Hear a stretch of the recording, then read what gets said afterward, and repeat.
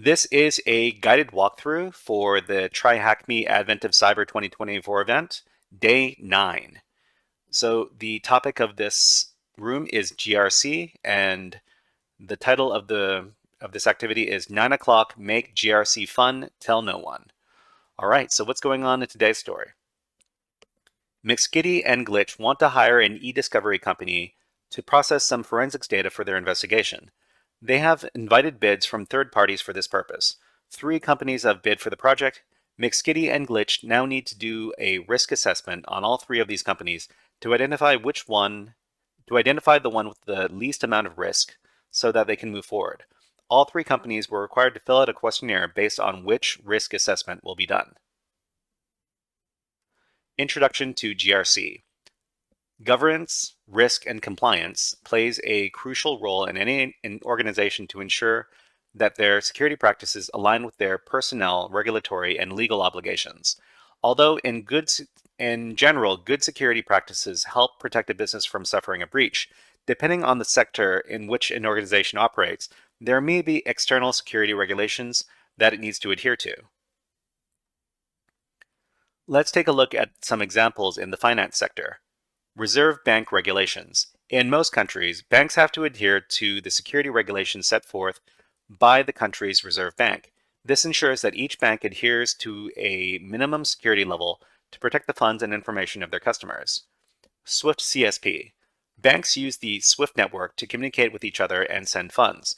After a massive bank breach resulted in a $81 million fraudulent SWIFT transfer, SWIFT created the Customer Security Program, which sets the standard of security for banks to connect to their SWIFT network.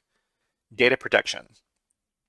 As banks hold sensitive information about their customers, they have to adhere to security standards created by their data regulator, which is usually the Reserve Bank in most countries. When you run a large organization with multiple different teams, how do you stay on top of all these regulations and ensure that good security is applied by all the teams? This is where GRC comes in. They play a crucial role in understanding external security standards, translating them into internal standards, and then ensuring that they are applied by all teams to help reduce the organization's risk to an acceptable level. Let's take a look at the 3 functions of GRC. Governance. Governance is the function that creates the framework that an organization uses to make decisions regarding information security. Governance is the creation of an organization's security strategy, policies, standards, and practices in alignment with the organization's overall goal. Governance also defines the roles and responsibilities that everyone in the organization has to play to help ensure that these security standards are met. Risk. Risk is the function that helps identify, assess, quantify, and mitigate risks to the organization's IT assets. Risk helps the organization understand potential threats and vulnerabilities and the impact that they could have if a threat actor were to execute and exploit them. By simply turning on a computer, an organization has some level of risk of a cyber attack. The risk function is important to help reduce the overall risk to an acceptable level and develop contingency plans in the event of a cyber attack where a risk is realized. Compliance. Compliance is the function that ensures that the organization adheres to all external legal, regulatory, and industry standards.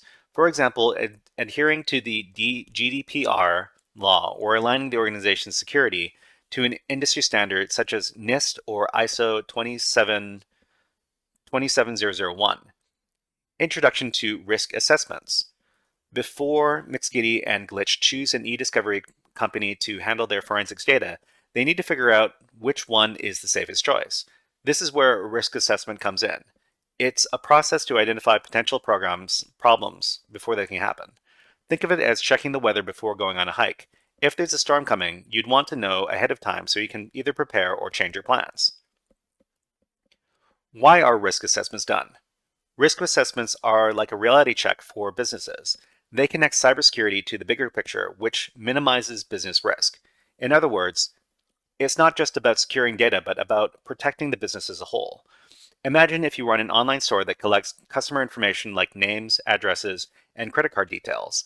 If that data gets stolen because of a weak security system, it's not just the data that's at risk. Your reputation, customer trust, and even your profits are on the line. A risk assessment could help you identify that weak point and fix it before anything went wrong. For Mixkitty and Glitch, assessing the risk of each e-discovery company helps them decide which one is less likely to have a data breach or other issues that could disrupt the investigation. Performing a risk assessment. Every business's main goal is to generate revenues and profits. For most businesses, cybersecurity does not directly contribute to revenue generation or profit maximization. Businesses decide to spend part of their hard-earned revenue on cybersecurity to avoid risk of revenue or reputation loss resulting from a cyber threat. Businesses often take these steps to achieve this goal. We will now work through the process of completing a risk register. A risk register tracks the progress of risk mitigation and all open risks.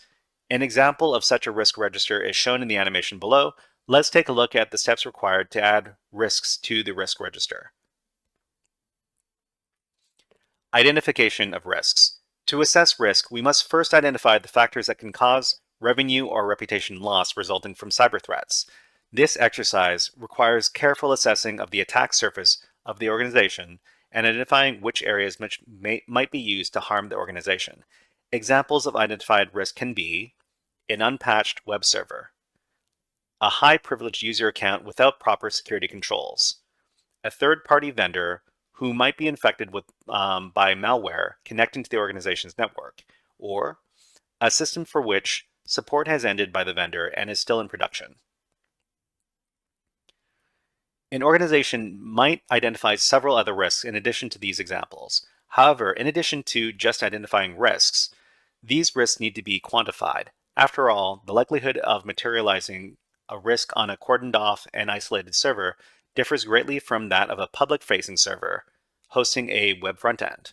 Similarly, the impact of a risk materializing on a crown jewel, such as a main database server containing confidential information, differs greatly from that of a developmental server with dummy data.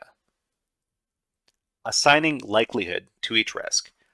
To identify risk, we need to identify how likely or probable that the risk will materialize. We can then assign a number to quantify this likelihood. This number is often on a scale of 1 to 5. The exact scale differs from organization to organization and from framework to framework. Likelihood can also be called the probability of materialization of risk. An example scale for likelihood can be improbable, remote, occasional, probable, or frequent. It might be noticed that while we're trying to quantify the risk, we still don't define exact quantities of what constitutes several times and constitutes regular, etc. The reason is that the likelihood for a server which has had very high uptime requirements will be different from a server that is used infrequently.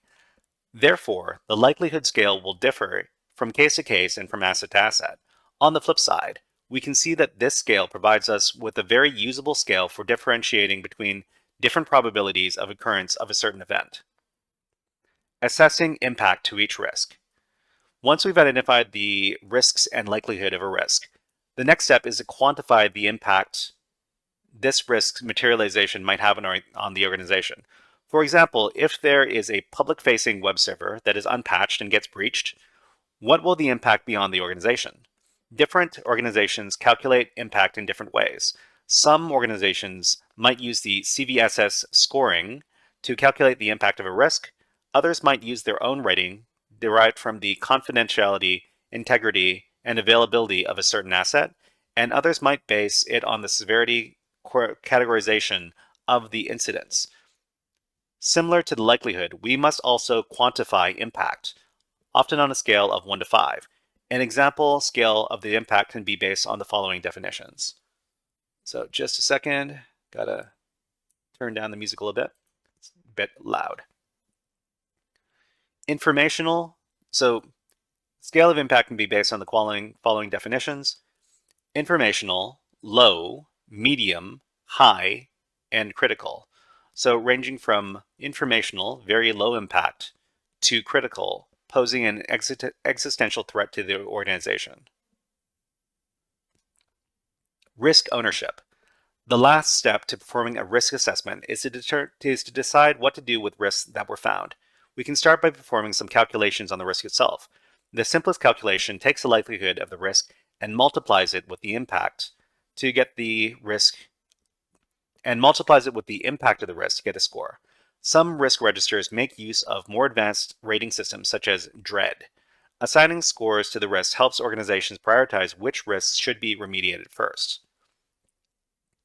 While you may think that the simplest answer is to secure the system so that there's no risk, in real life it's not that simple.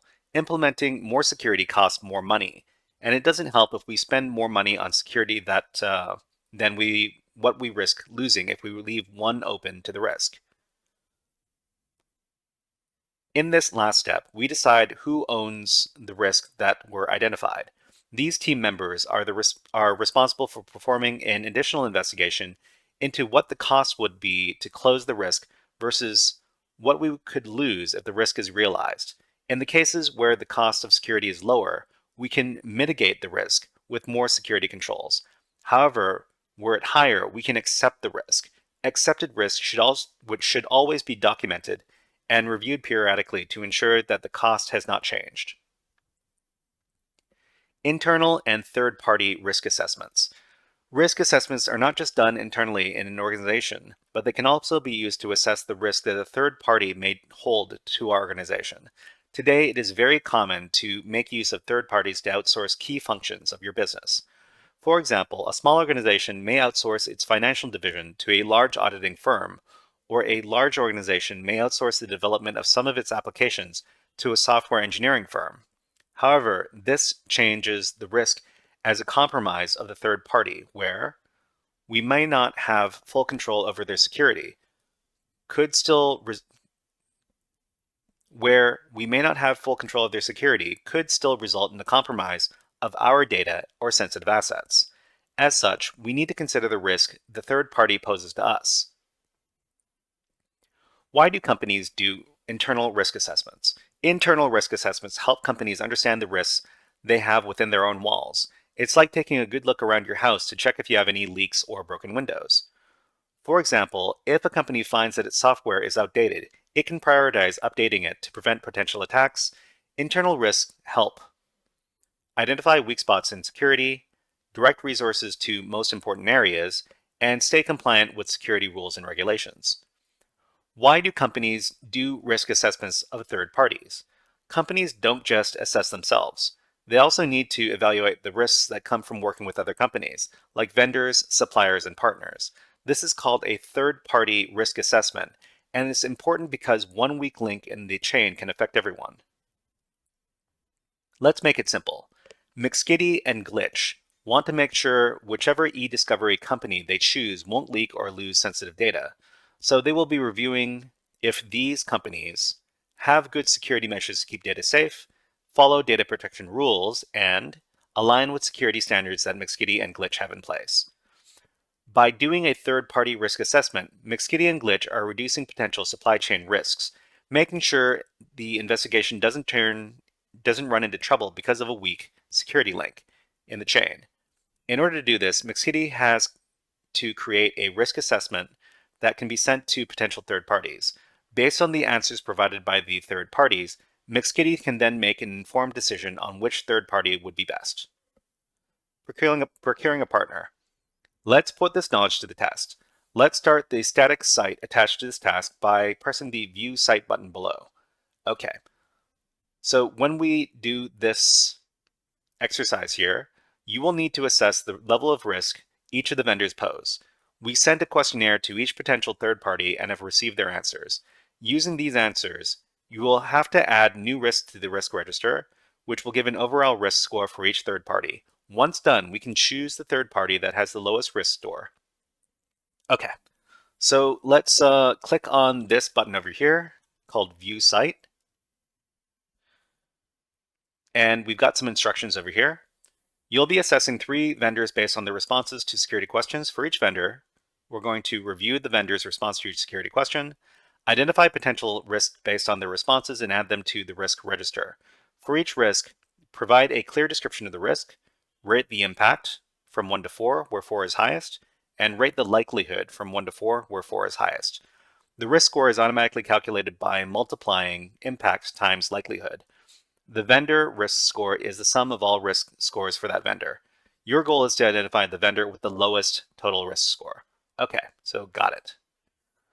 Okay, so we've got 3 vendors over here. There's Sapphire Leopard, Violet Panther, and Blue Bear. We're going to create a risk register for each one of them. So for each one of these, we have to answer these 3 questions. So we're going to click on question number 1. And it says here, question 1. Data in transit and data at rest needs to be encrypted with AES encryption as a requirement for this project. What type of AES encryption does your company use for data in transit and data at rest? So the vendor's response is none for data in transit and AES 256 for data at rest. So AES 256 is a good answer, but it's only for data at rest. So when the data is in transit, there's no encryption. So data in transit has no encryption. So it could be intercepted by malicious actors. Okay, so what is the impact level of this? So the level of this is very high, and the likelihood of this is also pretty high. So what we have here is a very high risk. So let's add this risk,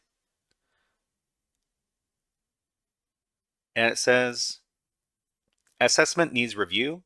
Your assessment indicates significantly higher risk than expected. Okay, so we can actually we can change our answers over here. So we can edit the risk. So the impact level is very high, and it's maybe it's not as high as we like to think. Maybe it's just possible. Okay, let's try adding this risk. Good assessment. Your assessment indicates lower risk than expected. Lower risk than expected. That means that it should be impact level critical and likelihood level likely. Okay, let's add this.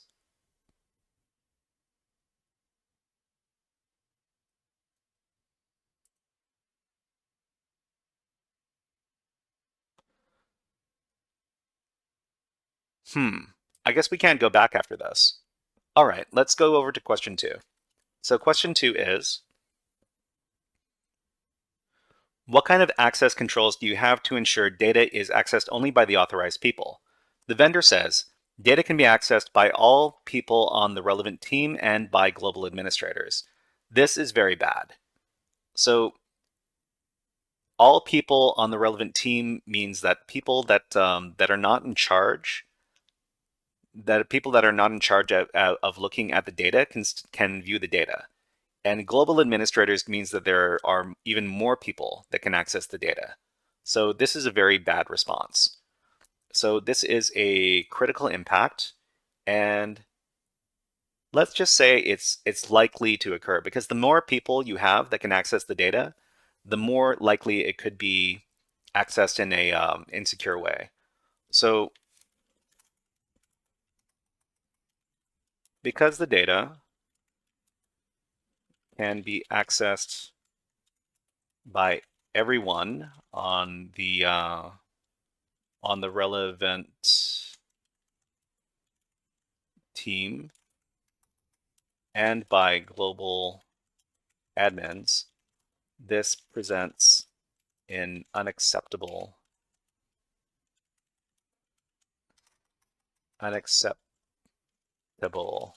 level of access by people who should not have it. Okay, and let's add this risk. Okay, it says perfect assessment. Awesome, we got that completely right. Okay, so the next one is question 3. Question 3 is, how long do you keep client data after the case is closed? The vendor's response is less than 1 week. Okay, so that's good. That's good. So the client data is not kept for an exceptional amount of time, and that's good. So client data is not kept by the vendor for a significant amount of time. All right, so the impact level would be, it would be critical, but it's not very likely because they don't keep it for very long. So let's do critical and unlikely, add the risk. Okay, question 3, client data. All right, perfect assessment, great. Okay, so we can move on to the next vendor. So the next vendor is, so we can just complete this assessment. Click on this. Oops, we need to do for the other companies. So we're going to click on vendor number 2.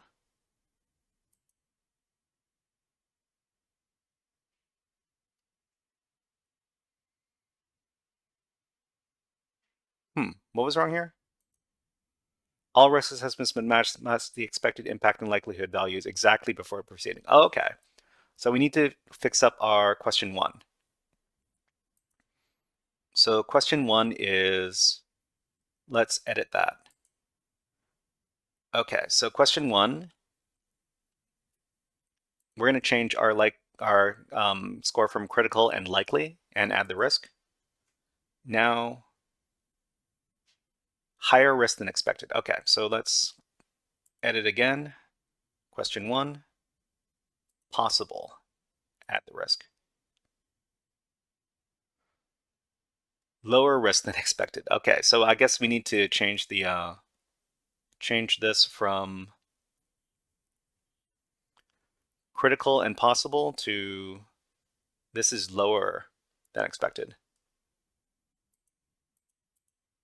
Maybe like this. Okay, now we have question 1 perfect assessment. Great. Okay, so now we're done. Now we can move on to the next company. Okay, so Violet Panther, this is a new company, and we're going to be scoring the same 3 questions. So question 1. So data in transit. Okay, they say that AS256 for data in transit and AS256 for data at rest. So if data can be read and decrypted, it would be very, very bad. Okay, so the impact level would be high, but the likelihood level is unlikely because they keep 250 encryption for data in transit and data at rest. All right, let's add this risk. Okay, perfect assessment. Next question, question 2. Okay, what kind of access controls? Data can be accessed by all people on the relevant team. So data can be accessed by team members who should not have access to the data. So this is bad. The impact level is critical. The likelihood level, it's possible because there are more people that can look at the data than are absolutely required. So we're going to add this risk. Question 2, perfect assessment, great. Let's do question number 3. Okay, so question 3, how long do you keep client data after the case is closed? The vendor's response is 2 weeks to 1 month. This is not great. It's certainly not better than the first company, of course. This company retains client data for an extended amount of time, which creates opportunities for data theft due to breach. Okay, so this is critical impact. It's possible because they're keeping it for anywhere from 14 days to 30 days. Okay, let's add this risk. Okay, so assessment could be improved. Your assessment indicates lower risk than expected. Okay, so I guess what they're looking for is critical impact and likely to occur. Okay, let's edit this. Edit critical, likely, add risk. Okay, now we have all of our questions perfectly answered. Complete the assessment. And the last one is going to be blue bear. All right, so let's answer the same three questions. So data in transit and data at rest. A AES 256 for data in transit and none for data at rest. So this means that data can be stolen from servers and instantly accessed because it is not encrypted at rest. So this is a critical impact and it is likely. So let's add this risk. Let's take a look. Significantly higher risk than expected. Okay. Maybe what they're looking for is critical and possible. Good assessment creates higher risk than expected. So maybe they're looking for high and possible. Okay, now this is correct. Question 2. Okay, what access controls do you have to ensure data is accessed only by authorized people? Data can be accessed by all people on the relevant team and global administrators. So this is also bad. So too many non-relevant people have access to the data. The data should be restricted to ensure safety. Okay, so this would be critical impact, very likely. Okay, add the risk. Higher risk than expected. Okay, so maybe what they're expecting is critical and likely. Perfect, great. Okay, so we're going to complete the assessment here. You must identify all risks. You must identify risks for all questions. Didn't we do question number 3? Let me check one more time. Question 2. Oh, okay. I thought I did question 3. How long do you keep client data after the case is closed? 2 weeks to 1 month. This is bad. So client data should only be retained for as short a period as possible after project completion. Okay, so this is a critical impact, and people can steal the stuff. It is it's possible to happen because if anybody breaches the company within that 2 week to 1 month window, then they could steal information. So add the risk. Your assessment indicates lower risk than expected. Okay, so let's bump up the likelihood level from possible to likely. Okay, great. We're all done. Complete assessment. Review the risk scores and select the vendor with the lowest risk. Okay, so let's see. So we've got 443, 443, 333, 344, and 344. Let's go over here. Okay. We've got our final scores over here. So we've got a total score of 25. Remember that the lower the score, the better. So 25, 23, and 30. So it has to be Violent Panther. So we just need to click on Violent Panther. You have successfully identified the vendor with the lowest risk score, and we've got a flag over here. So we're just going to copy this to the clipboard here, and we're going to close. And then we're going to complete the room. We're going to go down to the bottom, and then we're going to paste in our flag. And the second question, click on Submit. What does GRC stand for? It stands for governance, governments. Well, let me look that up one more time. So at the beginning, it says government's risk compliance. Okay. Government's risk compliance.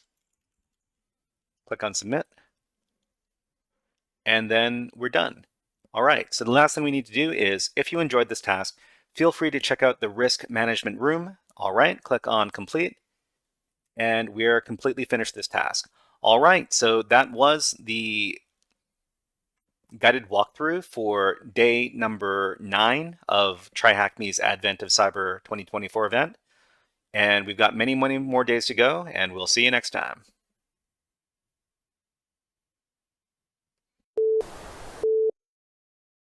Hey there, HackerFrogs! Are you enjoying this workshop? Learning new concepts and skills? If so, there's a way you can support the channel, and it's totally free. Just click on the subscribe button below the video. Also, click on the like button.